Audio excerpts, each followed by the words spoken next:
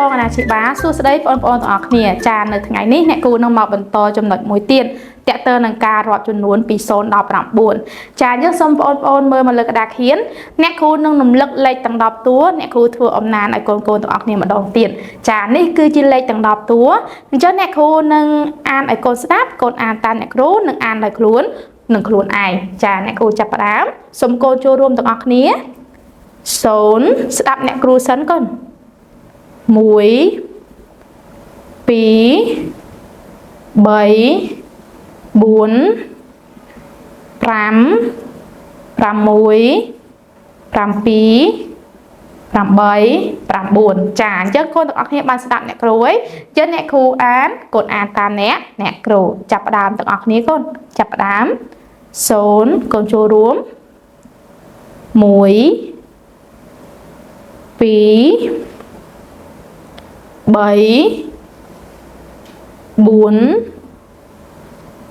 5 6 7 8 9 10ចាល្អកូនអញ្ចឹងអ្នកគ្រូអ្នកចង្អុលកូនទាំងអស់គ្នាអានដោយខ្លួនឯងអ្នកគ្រូចាប់ផ្ដើមសូមចូលរួមចាប់ផ្ដើមបន្ទាប់ទៀតមួយនេះ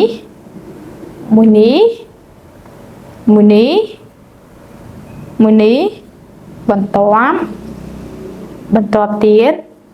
ចាចុងក្រោយល្អចាកូនទាំងអស់គ្នាបានចូលរួមជាមួយអ្នកគ្រូហើយអញ្ចឹងអ្នកគ្រូចូលចំណុចរបស់យើងគឺសិក្សាអំពីការរាប់ចំនួននេះគឺជាចំនួនពី0ដល់9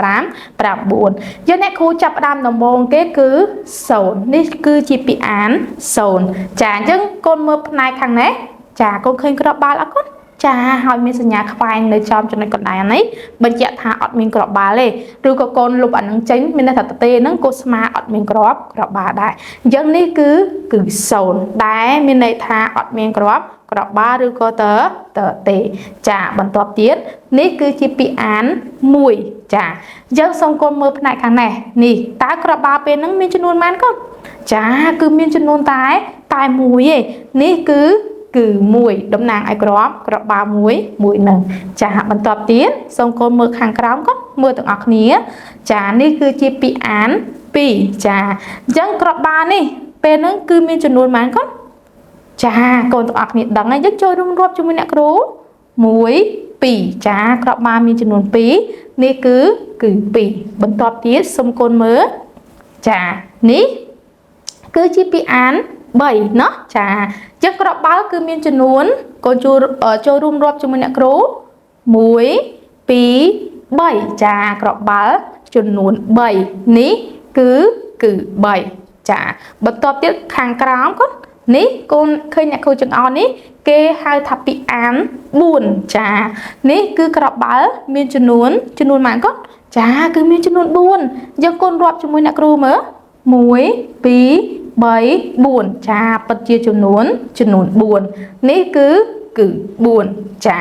បន្តមកទៀតខាងក្រោមនេះចាគឺក្របបាល់ដែរកូនមើលមានចំនួនប៉ុន្មានកូនចាកូនទាំងអស់គ្នាខ្លះគឺដឹងហើយយើងមានចំនួន5យើងកូនចូលរួមរាប់ជាមួយអ្នកគ្រូថាតើ5មែនដែរឬទេណោះតាចាប់ផ្ដើមកូន1 2 3 4 5ចារីឯខាងនេះគឺជារូបរាងចំនួន5ចារីឯនេះគឺជាពាក្យអាន5ចាយើងបន្ទាប់ទៀតសូមកូនមើលទាំងអស់គ្នាណោះចានេះកូនឃើញអត់អ្នកគ្រូសូមចាប់ផ្ដើមពីចំណុចនេះគឺគេហៅថាពាក្យអាន5 6ចាអញ្ចឹងកូនទាំងអស់គ្នាដឹងថាអ្នកគ្រូនេះក្របបាល់នេះដឹងតែមានចំនួន6ឯងចាអញ្ចឹងកូនរាប់ជាមួយអ្នកគ្រូមើលថាចង់ដឹងថាតើ6មែនអត់ចាចាប់ផ្ដើម1 2 3 4